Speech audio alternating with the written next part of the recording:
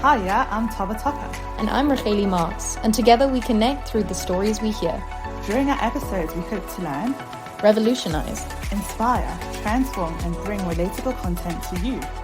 We would like to also discuss and internalize how your story can be someone's savior. This is the official Together We Connect podcast. Hello everyone, it's Racheli Marks. And Tova Tocker. And we are back for another episode, long overdue, because we wanted to be here for so long.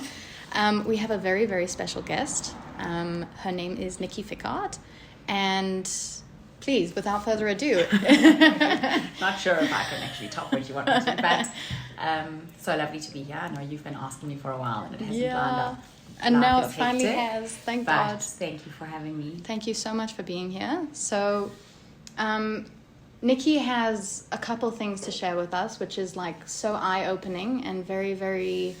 to women's health and wellness. Yes, it's very informative. And I'm sure there's women out there that have been through the journey.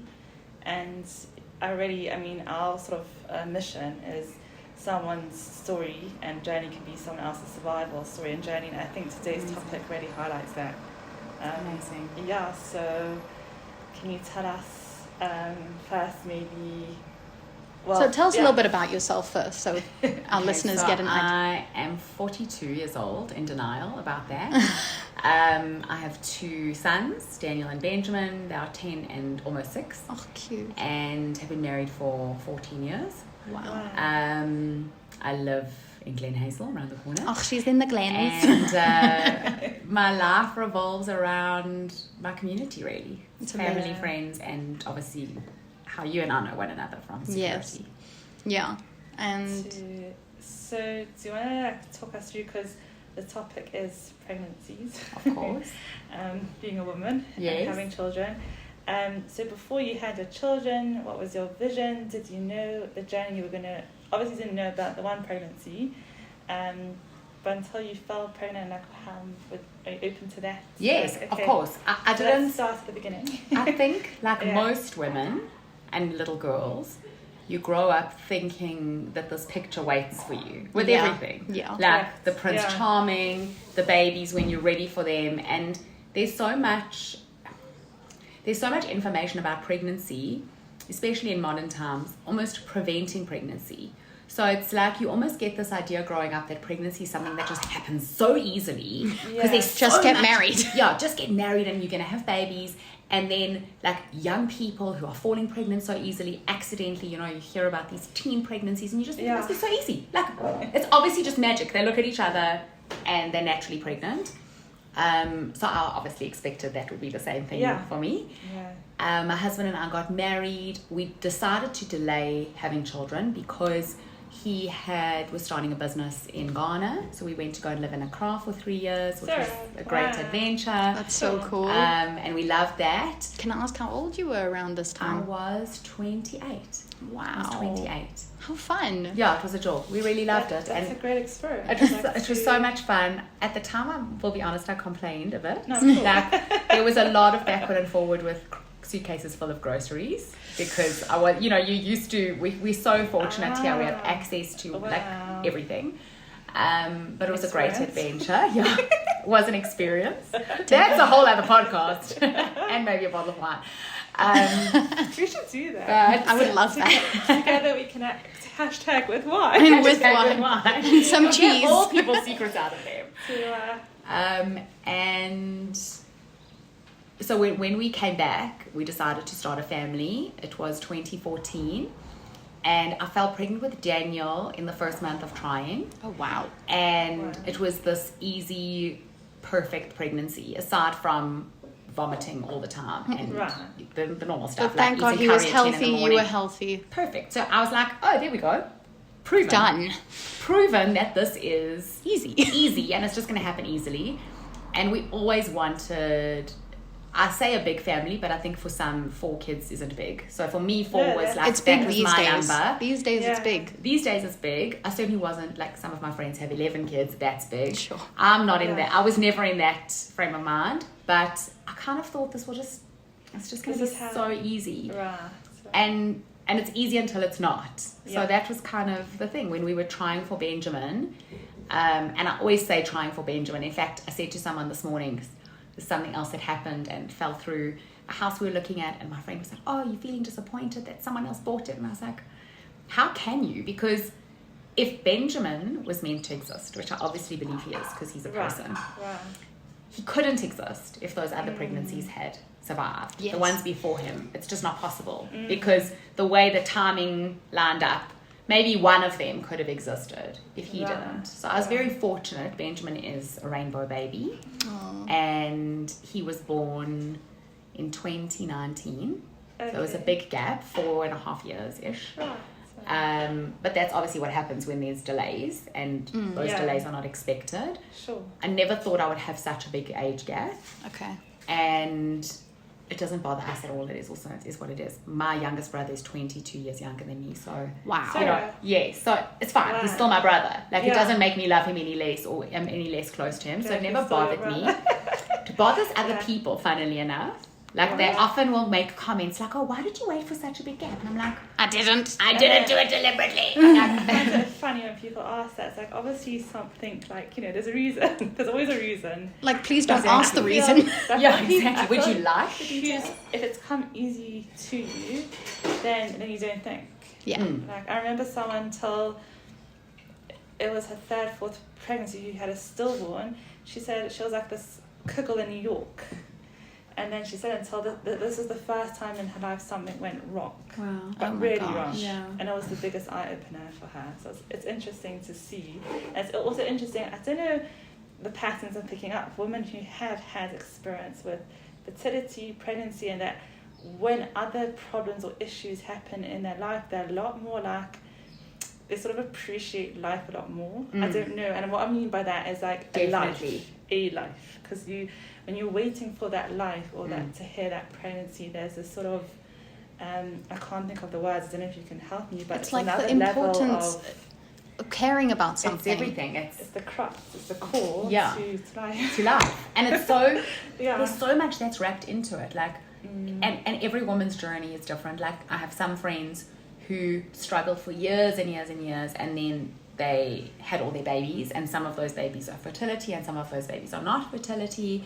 And then other friends who've struggled for years and years, and they've had one baby from IVF, and they're so happy to just have that one. They're so appreciative. Right. And I remember one of my miscarriages at the time. I was learning with a woman who was pregnant with her 12th, and I remember 2 days after I miscarried going, and I was just like, I'm going to carry on with my life. I want to go back. And she was so emotional, and it still touched me. Like I actually get emotional thinking about it. She felt so guilty because she was like, and she said to me, I didn't realize how much I take this for granted. That has just happened for me so easily. Every couple of years, my body just does this. And she was obviously like she wasn't preventing pregnancy ever. It was just like this natural rhythm that her body was like, right, we're ready for another one. That's nice. But I think it is it's like comparing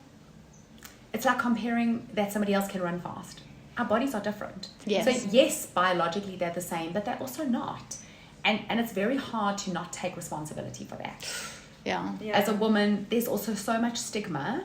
And I decided that I wasn't going to keep it a secret. I hadn't, the pregnancy just before Benjamin, actually, I hadn't told people because we're so conditioned. Don't tell people that you're pregnant until 3 months. Make sure you don't tell people. And then actually you should wait for your first scan. And they create this like shroud of secrecy.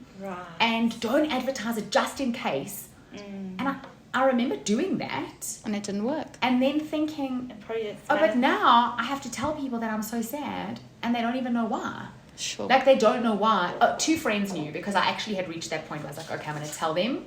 But we hadn't gone for like the proper full 12-week, whatever it is, 14-week scan. I don't know which one it is.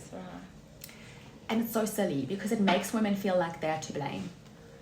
You know, like you need to be ashamed of this. If you have a miscarriage, you need to keep it a secret. You cannot share it with other people. And because there's this stigma, I think a lot of women do feel guilty. Oh, I did something to cause this. Yeah. Oh, really? A lot of people I didn't think of that way. Because the woman taking care of herself has a makes huge sense. impact on the fetus. Yes. So yeah, it's so hectic. I mean, I grew up with being very aware of miscarriages. It's actually like part of my personality, I would say. So it's like I've been conditioned to be terrified for that stage of life. And it's very interesting. But you were saying that you had a few miscarriages in between your two kids. I had 2 in between Benjamin and Daniel, and then obviously the ectopic. After Benjamin. So that's 5 pregnancies, 2 children. It's not great odds. It's hard. But it's very it's more normal than you think. It is. And I only realized that when that day, and I'll never forget because I sat that morning with a friend the day before having coffee with a friend, and I couldn't keep it in. I was so excited that I got to this point because the previous one was much earlier, and I was like, I'm out of the woods basically. And I still remember we were sitting in a little coffee shop in Wavy. Our kids were at Rosebella Clan at that stage, and like I couldn't wait to get the words out. And the next day, when obviously now like everything was falling apart, I was so grateful that I had her. Yeah. I was so grateful that I had at least one person who knew. who I could message and say, this is why I'm not at the whatever it was. There was like a school concert or something. Gosh. Like, please help me with my kid today. And I didn't have to lie and say, oh, I think I've got chickenpox. Oh, I've got a sore leg. Oh. Yeah, because that point is what you're saying is that isolation, the loneliness. So lonely. And I really want to break down this barrier in the community. Yes. I want to break it. You don't have to go to Shoreline and announce it, but find that appropriate setting. Have the courage to talk to 2 of your friends, because I swear at least one of them. Well, that's the thing. As soon as you speak about it, and then I had a lot of women who, when I was like, no, I'm actually going to share this. I'm going to be public. And I was also honest about my feelings, saying to someone like, I am not jealous that you're pregnant. Please don't feel you have to hide things from me. Just like if a friend has just maybe broken up with a partner and you're getting married, why must you be any less excited about your wedding? I would never expect that of a friend. Yeah. But at the same time, just hold me, talk to me about it. Wow. The reason why I'm getting excited and very emotional is because you're a very wholehearted person.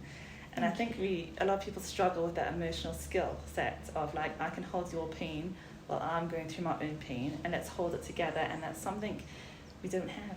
We don't have that skill. So I think what you're bringing is so valuable and knowledgeable. Well, I find it definitely comes with a maturity because I'm old. No, not at all. You look so young. I believe that when you're 40, that's when you can say, hey, I've experienced life. I know. Well, no, isn't this where you start like being like, I don't care about what anyone thinks. It is a little bit like that. But you learn that you can hold 2 things at once. Like watch a child. You can look at a child who's going through the worst grief, like a child who's lost a parent. It's the most unnatural thing for us to experience. Yeah. And that child can be sitting crying, and then 5 minutes later they're jumping on the trampoline eating a Kit Kat. That is grief. And they are okay with it. When they're jumping on the trampoline eating the Kit Kat, they're not saying, oh, I should be sad. I should be sad. Right. They can hold 2 emotions and almost juggle them when they come up. We teach them that it's not okay, that you have to now be sad, now's the somber time, now's the whatever. It's one of the reasons I have such a problem with, like, in our world, the forced solemnity, because it's like, no, today is a happy day, so why must I pretend that I'm sad for something else? Like, today I'm going to feel this feeling because it's okay. But when you experience a pregnancy loss, I think people are also, in any loss, I mean, recently a friend of mine lost her husband, and some of the things people say are just like disgusting. Or you wonder, are they trying to be disgusting, or do they just not know? They're still disgusting. Yes. But even with a pregnancy loss, I had one person, a reasonably close person actually, say to me, oh, I'm so sorry to hear this happened. You must be very sad. So has the doctor said what you did or how this happened? And I remember I was on this the was phone. her miscarriage. Yeah. I was on the phone staring out the window. It was raining. It was November. So it was raining. And watching this rain and thinking, did I hear right? Like maybe I'm medicated. I don't know. Did that just come out of your mouth? Yeah. I don't think it makes her a bad person. It's just not knowing how to respond. So most people say nothing. Oh, she really, you told me about this, and this is the thing that I really wanted you to come on here. First of all, I think you're an awesome person as you are, but this is just a cool story. Like, you could share a million of them, and you're right. Like, totally going off. I'm picking up an accent. Like me. Yeah, there's a slight like. She's fancy. I'm not. Aren't you born and bred here though? Yes, I am born and bred South African. I don't have any fancy in me. Okay, so now we can go back. I was like, try that. So then I was obviously devastated. I remember the doctor saying to me, "This is the best time to fall pregnant again," and thinking that is literally the last thing on my mind. I don't want to do this, but there's also a sense of a person that I need to mourn, and I suppose everyone has their beliefs on when a life exists. I believe the life exists at conception. Me too. Yeah. So that's my belief, whether it's true or not. And I felt like this was a person who needed to be mourned. I was very sad. This is your second miscarriage? Yes. And I'm assuming abortion is a tricky topic for you. So, you know what? Everyone's got their own journeys. For me, it would never be a choice, but I've never been in that position. Yes. So I think, but it is for me tricky because I believe... No, it's a life. But I also believe that life lived its purpose. I don't believe that it was like, there was a reason. There was a reason. Yeah. And we went on holiday. It was December, and I just so badly wanted a sibling for Daniel. Actually, it was more for him. like mourning for him. He was asking every 5 minutes, when is Hashem going to give me a brother? When am I going to get a brother? When am I going to get a brother? All he wanted was a brother. And I fell pregnant again very quickly. Oh, wow. He was thrilled to get a baby brother, but I was then I was scared because I was like, okay, this is now potentially, like, if this happens again, then that's a real pattern. Because it's number 3. And then and there was like that the previous one was later, so I was concerned. And then obviously everything went perfectly again, aside from vomiting all the time. It's so emotional. Oh, she's so revolting. It's the most disgusting bodily function, it really is. But it was like, you get to that point, you're like, oh, now I'm safe. Oh, wait, I'm not. Oh, 4 months, now I'm safe. 5 months, I'm safe. 6 months, am I safe? So I was You never really feel safe after everything. Never. And I've had friends who've gone to 40 weeks, had a sonar while they are at their 40-week scan, and the baby died the next day. It can happen. Like, you just... That's why we started this. To share my journey, but my son Yehuda was... He was 8 months. 34 weeks, yeah. 8 literally, months. I went for a scan the week before, happy, and then he just lost his heartbeat.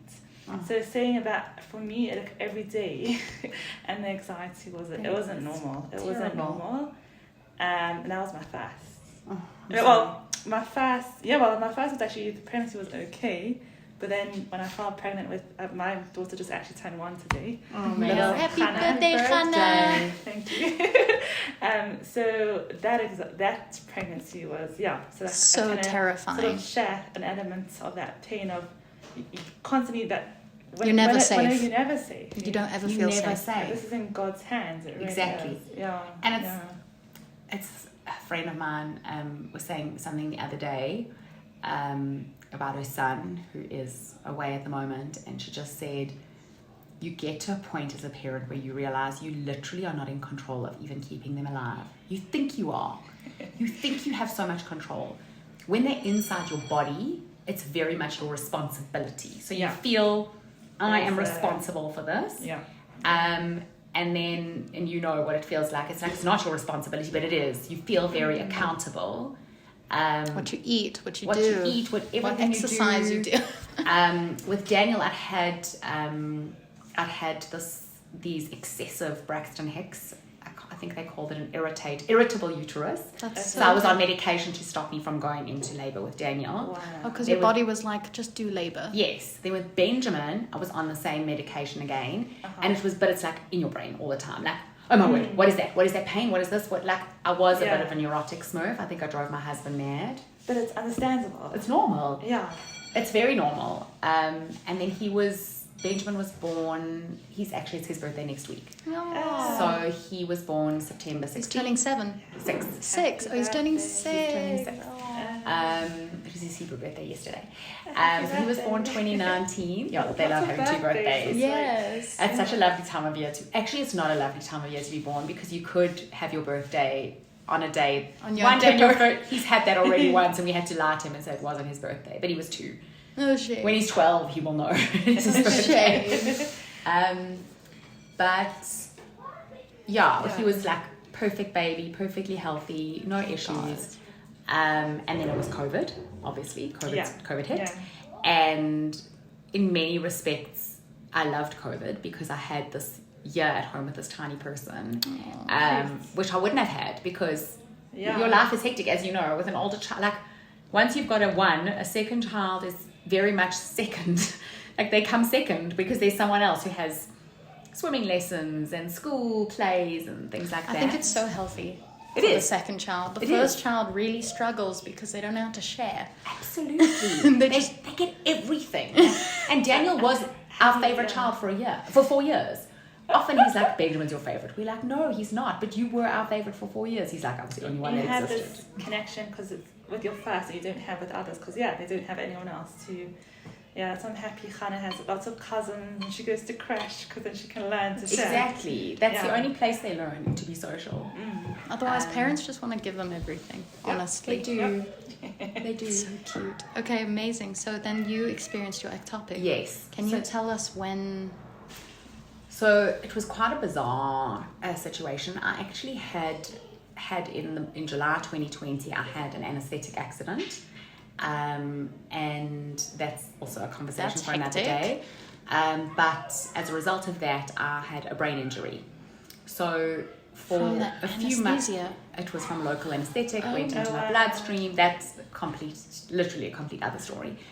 But I had a brain injury for a few months. I had to go to brain rehab. It was very funny. I had to learn. I mean, I could speak, but I couldn't remember words for everything. So I would have looked at these flowers and been like, what are these white things? Maybe that's the accent. Maybe, could be. Maybe I'm assuming. No, there is. No, because you say certain things with an R. Do I? I've always noticed it. Maybe it's something I've always done. I'll say purpose. And I say now I'm saying normally. There's no one American in your family. No. Okay. No, I've always noticed it, but I just thought you were fancy. Oh, maybe I am fancy. Maybe I have a subconscious fanciness that comes out. Went to elocution when I was in the womb. If I want to sound confident and give instructions to my workers, I switch to like an Australian accent, because that's when you sound more confident. Yes, and not caring. Yeah, and so I can't do that. So that's so funny. I love that. It could be your podcast. No, I don't have. I don't. But someone has told me before that I do that with my R's, and I can't. But whenever I've spoken to you, I hear it. You've said it, yeah. Oh, now that you can listen to it, then now you can. I don't know if I want to. Listening to yourself is the worst thing. It is. So let's go back to. Oh, sorry. The door has a personality. It's okay. So, in 2020, it was quite disrupted, obviously for us. I mean, it's for everyone. Okay, we're locking the door. And then so I had come off I was on medication, a special medication that they actually give to people who had strokes called Neurontin. I came off that in the the November, literally the end of November. December, Dave and I both got COVID. Okay. I'm sure our kids did too. We didn't test them. Dave was quite sick. He had all the standard symptoms. No smelling. Everything. The chest, the coughing, the oxygen. Oh, God. I was all gastrointestinal. I had like stomach aches. How weird! I also had this with COVID. So bizarre. It wasn't at all in my chest. No, me neither. Right. I didn't even get a snotty nose. Like I did lose taste, but it was mainly stomach stuff. I also had stomach stuff, thinking about maybe it's more of a female thing. Maybe. So poor gastros. So that was like during December, and then we were fine. You know, you're now out of isolation, and you feel like you've literally a caged animal, that you can go out into the world and get a coffee or whatever. But my tummy was still feeling like not great. So I told my mom. My mom works in the medical profession, so she said, "Oh, you maybe just have this post-COVID tummy. It's a thing. It's an inflammation. You know, you'll be fine. Take some medication, take a Buscopan, stop complaining, and you'll be fine." It wasn't severe. The door is really wanting to talk to us. Sorry, I'm going to open this, or do you want to... Okay. It's looking stormy. So that was like middle of December. And then the pains just didn't go away. And on around the 26th, 27th, we were at my mom for dinner. And I just got this insane... I can't explain the pain. I can't explain it. It was the most excruciating thing that I've ever experienced. Where were you feeling it? Worse than labor. In my stomach. Okay. And my mom contacted a colleague of hers. He is a gastroenterologist, gastrointestinal surgeon. He said, yeah, sounds like it's maybe post-COVID inflammation, but this is hectic. It shouldn't be that severe. He prescribed some stuff obviously more severe than Buscopan. It went away after about 40 minutes. And the next day I just felt really pup, like you do if you've had a lot of pain. Yeah. Medication seemed to be working, was fine for a couple of days. Then it happened again on New Year's Eve. Excruciating. He saw me on New Year's Day, an emergency appointment. And I can show you a photo. I was so bloated. I wasn't even thinking about pregnancy. He said to me, do you think you're pregnant? And I was like, definitely not. Now, he also was a friend that I knew from our community. Right. And he's like, are you sure you're not pregnant? And I was like, I really don't want to get into this with you and my mother, but it's really not possible. Like, I've just had a period, or I had a period 3 weeks ago, and my husband and I have had COVID. I don't know what kind of family you think we are. We have literally been lying there, like, rolling the medication to each other. Rolling the tissues. Yeah, there is no chance there. And he was like, okay, fine, I'll stop asking. So he did a sonar. Okay. He did a sonar. He did like a physical exam. I was like, I literally don't know what this is. I think that maybe you have H. pylori, maybe. So he tested. So is that Helicobacter pylori? Yes. Okay. Which I had other symptoms of. So he's like, let's test for He that. seems to know it like that. Yes, because it's so common. Yeah. You have it also. My mom had it. She had, I think, triple The antibiotics. dose, yes. So horrible. So they did a test, and as it turned out, I did have that. Oh. So they were like, so it's obviously, everyone's like cooking things in their brains because it was COVID. So COVID was the Simba surprise. No one knew. So they were like, you've obviously got COVID, and you are having this extra inflammation, and the H. pylori is aggravated. That's what it must be. So no one thought anything was life-threatening. On the Monday, that was the Friday, New Year's Day. The Monday, these pains in that morning came so severely that they actually knocked me out, and then I was vomiting blood. My husband phoned my mother. She picked me up in her car and drove me to the Donald Gordon, which is where her practice is. It's not an emergency hospital. They don't have a casualty. She was like panicking, phoning her friends to say, you need to save my child. I don't know what's wrong.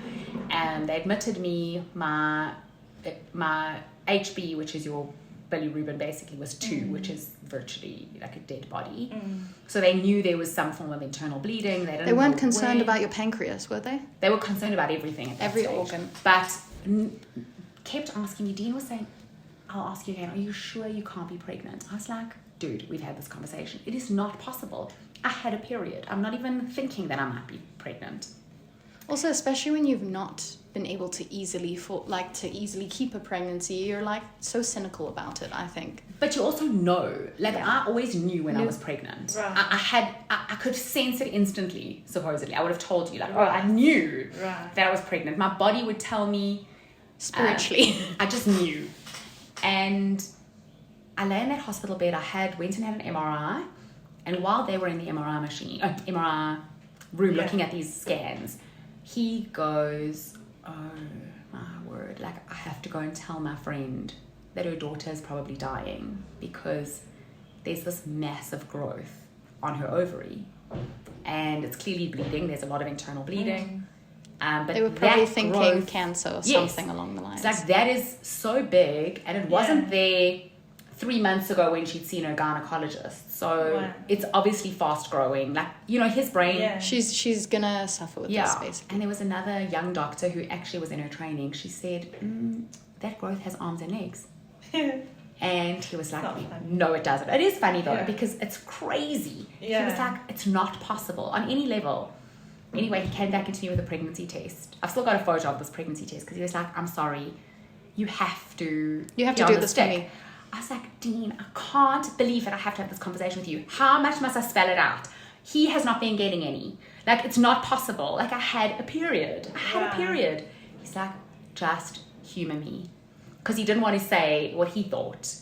Yeah. And that test, guys, it was like instant positive. And I was in theatre like within a couple of hours. But it fully ruptured. What had been happening, all those pains, is that the pregnancy was in the ovary, not in the fallopian tube. Sorry, I'm like not breathing. Sorry, are you okay? No, Tova always experiences like spiritual things with people. No, it's not just energies. Like. So it was in the ovary, which is quite rare. You said it was quite like it was in between. So it was actually in the ovary, which is why it could grow so big. If it's in the fallopian tube, it will rupture by 6 weeks. So because it had implanted in the ovary, there was a placenta. It was a little person. It was already a 12-week pregnancy. And that's 5 months, hey?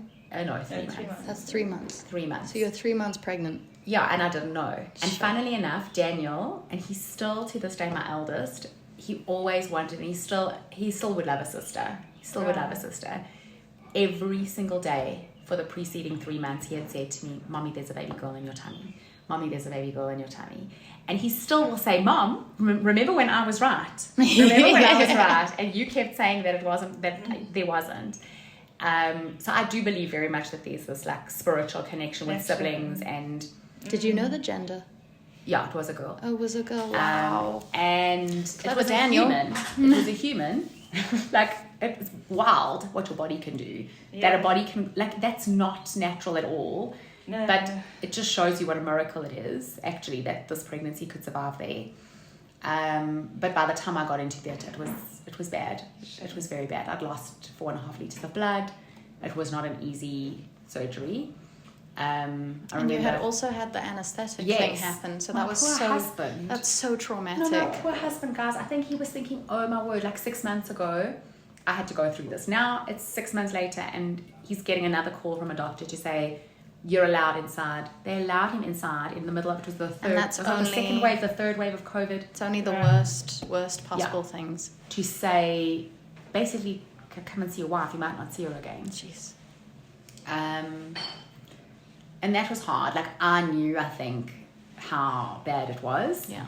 And the doctors, both the doctors who operated on me, are actually family friends. Wow. Close with my mom. The one doctor, Trudy Smith, close with my stepmom as well. Her son and my brother, one of my younger brothers, are best friends. Wow. So it was like very... intimate. It was very intimate, and I felt very cared for. But it was also like... they weren't going to lie to me, so they were very honest about how serious it was, and that was scary. It was like I might not actually see my other kids again. Jeez. And that was a very real fear. Very real fear. It's so hectic. And it's so hectic, but it's just also bizarre. Like, I often think, how does your body do that? It's so wrong, but it also did everything so right, that it grew all the right things. And I mean, obviously that pregnancy couldn't survive, but neither could I. If I hadn't gone into hospital that day, there's no chance. And you've mentioned that one of the doctors saved your life, and I want you to tell everyone about that. So that was the doctor who operated on me, and they both saved my life, actually. I think they together, their assessment of the situation saved me, because they knew they had to do this laparoscopically. There was so much blood internally. They brought in another lady who does, I don't know what it's called, but they like wash your blood. Yeah. So they like suck it out, wash it, so they can put it back in. It's like the dialysis your body. Sort of. Yes, because apparently you can only receive so much donated blood. Your body won't cope with all this different blood coming in. Wow, I actually didn't know that. So I had, I don't know how many bags of blood, but a lot. And I remember him saying to me, as we were going, there was so much happening because it was an emergency. So there's no, like normally when you go for an operation, it's calm and they give you the pre-op and then you have the gas and like everyone's calm. This was not calm. Like hectic. And obviously they were in a rush. There was so much conversation happening and they were obviously talking to each other about what they needed to do. And I remember he said to me, you don't need to listen to this. He took his phone and he put Ladysmith Black Mambazo on and he put it next to my ear. which still makes me emotional So this whenever is I like hear in the operating room. in the operating room. So you In had theatre. what's name? When you have I had a cesarean.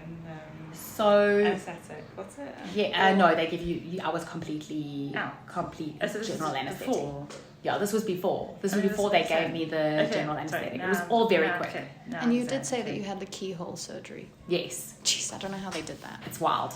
But I think they have to when there's so much blood, because if they cut you, obviously they can't then suck the blood out and wash it. I don't know. I'm guessing. So I'm not the a doctor. keyhole surgery is when they try and leave the smallest mark Yeah. on someone, basically. No, my with mom had It's that. amazing. Oh, your mom. And Sorry, Yeah. They can do a hysterectomy now with keyhole surgery. It's amazing. that's insane. It's insane. It's really amazing. Wow.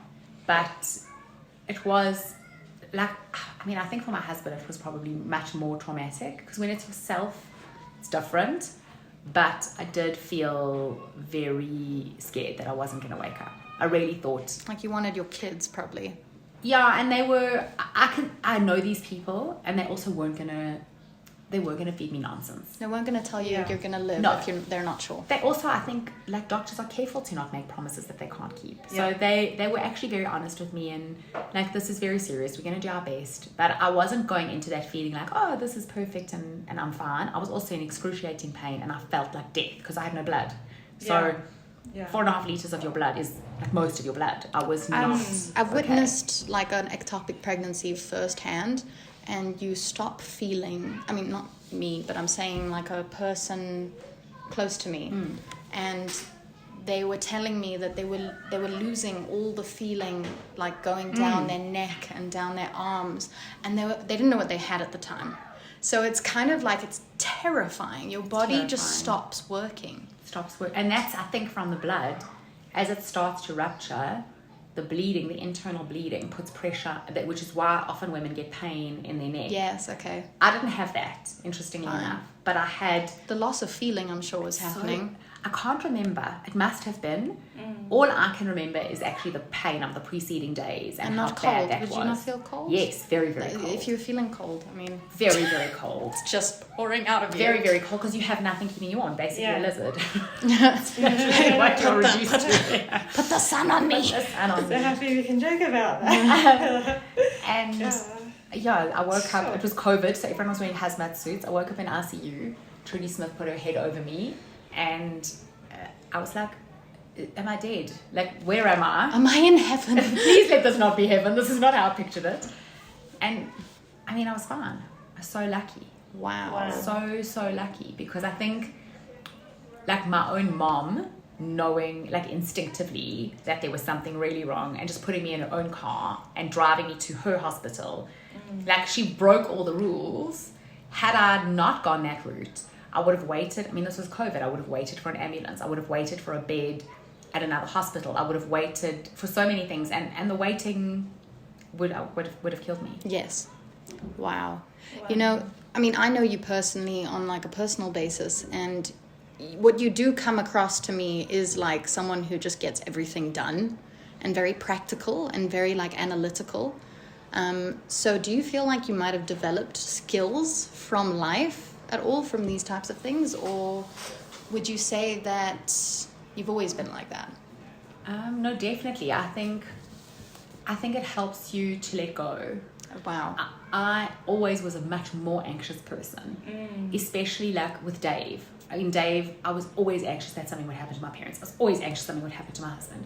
Dave was then in a very serious car accident in 2013. You'd think I would have learned then, like, you're not in control.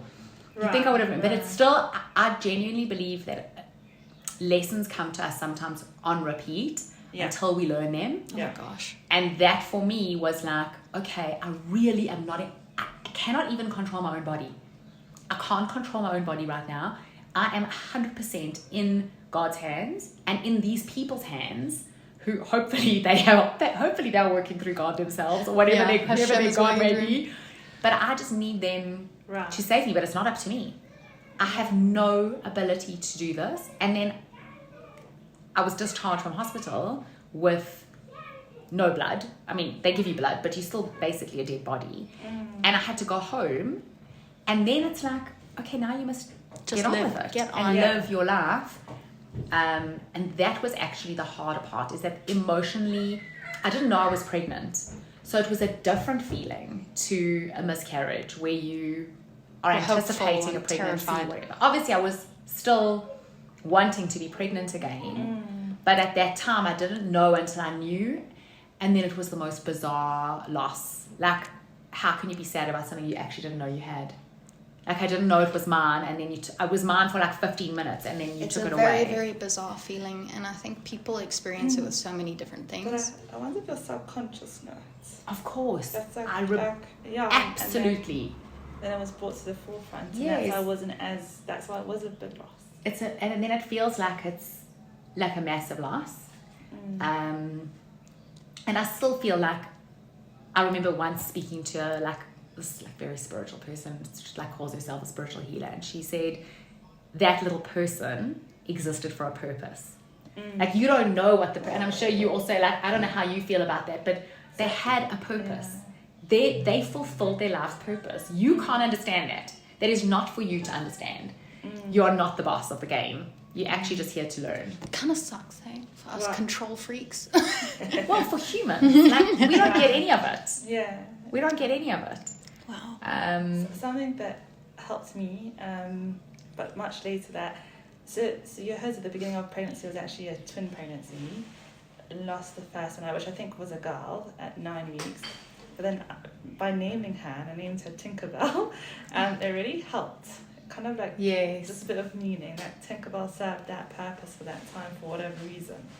I had no idea. So I really That's encourage. so sweet. I love that name also. It's like, because it's always like a little star, cute. a little fairy. And I really encourage women to do that. it's a good idea. It's so interesting you say that, because every fairy is made from a child's laugh. And your child is like the epitome of that. So after the loss of your Huda, I prayed to God, I really want, obviously, another baby. And I really want simcha and happiness in my home, because that year just felt like grief Must have been and awful. sadness, and you can imagine. And this little girl, Hannah, I'd love you to meet her, and I'm so blessed. Like, she giggles, she laughs. She's a shining star. Everyone loves her because she's just got this warmth, sweet nature.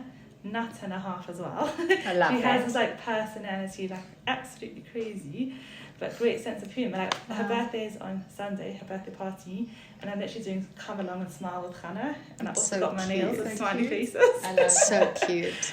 So sorry, I just wanted to share a bit of No, I my love story. that. It's amazing. Don't be But sorry. to And me, rainbow then- babies are special. They really are. Their purpose is different because they follow this loss. Yeah, and there's, as I said, some spiritual connection between. Definitely. Yeah. Definitely. I think we connected to our siblings, before we come here. We connected to our parents. We pick the family we get, I believe, because I can't believe otherwise. I have to believe that we picked each other. Some days you're like, why did we pick each other? Other days you're very thrilled with each other. But that's you just want your children to be happy and to have a happy life. But you don't, I think none of us realize how much their happiness impacts us. So having that joy in your space is healing. Very healing. Soothing, and but although you can't, so I find with having Hannah, because she's happy, then because when she's happy and calm, then I'm happy and calm, but actually with the mom, when you're the one who's calm, then they're actually calm. So you're just a mirror of each other. It's just true. Wow. Something that Definitely something to keep in mind, hey? Yeah. So, what were your thoughts after having the ectopic pregnancy? So to be honest, I think physically I was just finished. I'm a fairly strong person physically, and I don't generally dwell on physical trauma or illnesses. Right. Both my boys were C-sections. I was up and walking in 4 hours. I was doing things. I'm just that person who gets on with it, and I couldn't make my body get on with it, which I also think is a lesson, because I'd experienced it now 6 months prior with my brain, that I just couldn't. I had to go the process. I had to go to the rehab and do the exercises and be patient. And then I was now sitting, thank God I had my brain, well, what's left of it, but I couldn't do anything. I just remember sitting every day thinking, when am I going to not be so tired? And the doctor would say, no, it's normal. Now your HB is 4, now your HB is 6, now your HB is 8. It's supposed to be, say, 12. So when you get there, then we'll worry that you haven't recovered physically. Plus, I'd had so much bleeding internally that there were actually blood clots on all my other organs. They had to scrape those off, remove them. So there was a lot of trauma happening inside of you. Yeah, my whole tummy. Right. The gynae at the time said you absolutely have to get an IUD because it is too dangerous for you to fall pregnant again. Right. So I also was now adjusting to Mirena, which I've never had before.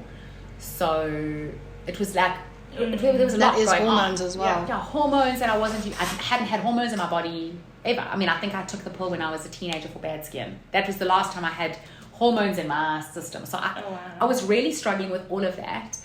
And it was also like, I think, period of grief, just like coming. But the truth is, grief actually doesn't, like, grief is not something that goes, oh, it starts on this day, then in 3 weeks this happens, and now. So for me, the beginning was actually physical, and I was like, oh, well, I didn't really lose anything because I didn't really have anything to lose. It started to hit you. It actually, funnily enough, has hit me more this year. Wow. And I think it's because for a couple of years, it was like, or at least that first year, it was like my body has to heal. And then we can try again. That was my mindset. So I wasn't actually processing that loss. I was going, oh, that's just a blip. Like, I'm going to let my body heal. And then I'm going to start trying at the end of the year. And then obviously, like, my body didn't do what it needed to do, and that's not possible anymore. And then I got over it. I was like, oh, this is actually amazing. I have volunteer work that I'm passionate about, and I have 2 small kids, and Benjamin was a hectic little human. Like, I had to pull him out of a tree on the way here because he was at the top of this tree that looks like a twig that's going to snap any second. Like, he's that kid. He sounds amazing. He is. But I was busy with them. I never thought about it. Yeah. And now this year, You've it's had like, more time. oh wow, okay. So now, first of all, I'm old. My kids are bigger. And I'm going, it's really not going to happen. So I've processed that a lot this year of like, wow, should I try again? Should we get a surrogate? I say that to my husband regularly. Should we get a surrogate? Should we? And then I will be like, oh, I don't know. Should we get a surrogate? Then what? Then your baby's growing in someone else. How do you control that person? Like, what if she turns out to be a psycho? I love that. Oh gosh, but my eggs are old. Like, there's a lot of processing, but it's also all okay. Also all it was meant to be like that, and c'est la vie. Wow. C'est la vie. So we're on a bit of a time limit, but before we do end, would it be okay if you could tell someone going through, possibly, I don't know if there's any listeners who have gone through anything similar, or I think that both of you really resonate with this because you've both experienced things in this. Well, actually, I would say it was like the fact you could think of a surrogacy as healing. The fact that you can think of something positive, like that's quite actually a healing thought. It's very healing. I didn't think of that. Like, instead of like saying, Gina, I can't fall pregnant, or you can fall pregnant but can't carry it. Yes. But that mindset, that dreaming mindset, it's quite amazing. It is amazing. And I think that it's useful to have that. Like, if you've got something to be hopeful for, be hopeful for it. Sometimes, though, you get to a point where you have to go, okay, now realistically, like for me, I'm not going to have another pregnancy, and that's also okay. And that's then also part of the journey to go, now I have to accept it, and that's fine. I will just put lots of pressure on all my much younger friends to have babies so that I can carry them around and play with them. No, just joking. No, I'm not joking. I think anything that happens in your life, and trauma it's so nuanced, because like I'll listen to your story and say what you experienced is so much worse than what I experienced. And you might look at someone else and say the same thing. It's human to almost minimize our own pain because we see, oh my word, the child that, God forbid, is in an accident and dies at the age of 10, that's so much worse. Like, how could I ever be sad about what I experienced? Because that mother experienced far worse pain. And I do believe that that's part of humanity, is empathizing with someone else. But it's important to just acknowledge your own pain. Acknowledge it, let yourself feel it, and... Because accountability. Absolutely. I really think that's something you learned. I don't know if you can see it. Accountability? No. Like feeling just acknowledging the pain that you're feeling. Yeah. Giving like yourself permission for it. Yeah. Much more than you used to. Yeah, I mean, I'm still constantly trying to work on this one mantra of I give myself permission to slow down. It's very hard for everyone. Very hard. Especially Nikki. Get busy.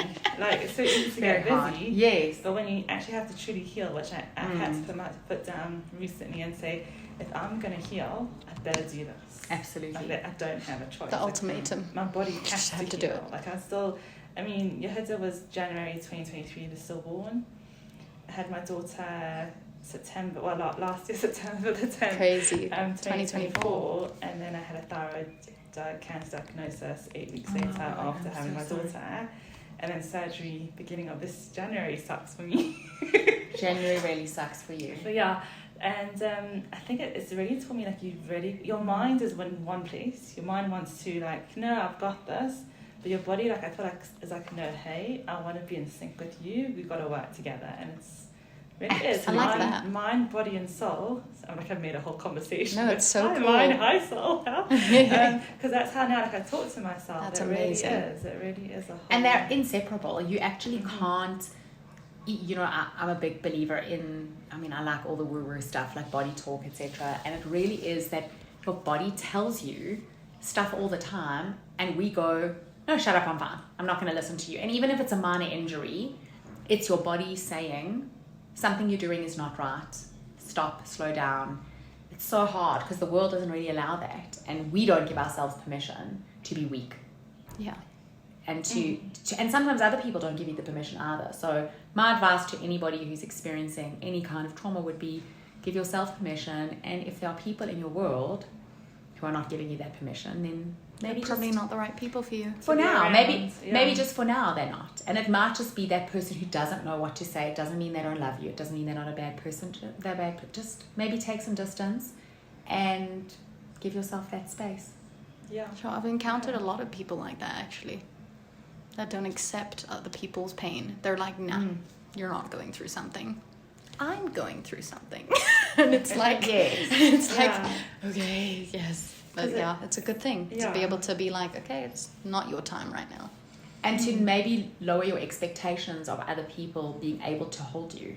Because not everyone can. So for sure. That's why we need so many people. My gosh. Because if you just have one best friend, one close person. No, they can't carry you. And that person can't carry you today because they genuinely are in their world experiencing something big. It's actually not fair to expect it. But we do. We expect everybody else to say and do the right thing all the time. And that then causes more pain. That's just counterproductive for yourself. So I hear that.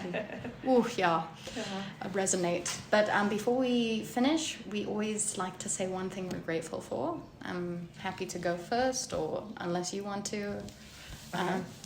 So I'm very, very grateful actually for my passion in meeting people, because I really find such cool people to come on here, and like you are definitely one of them, and I'm just so grateful to both of you for being vulnerable and for being able to use this space to help other people. So I'm really grateful for that. So thank you.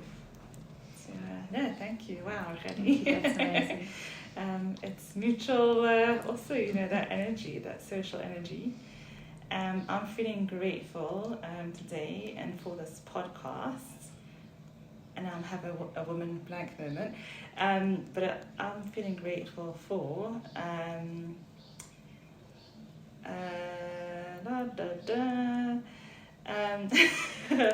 It's okay.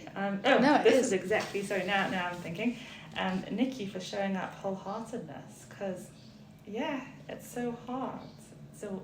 Like, I'm feeling like a Brené Brown. I don't know if you know her. Yes, I do. And I'm just so excited and feeling blessed to have someone on my left, Nikki, who's come here literally wholeheartedness, able to joke through some of the pain, have a bit of humor, but I could really feel that pain and sadness all in one, and to be able to hold that. So thank you very much for coming on and showing that skill set.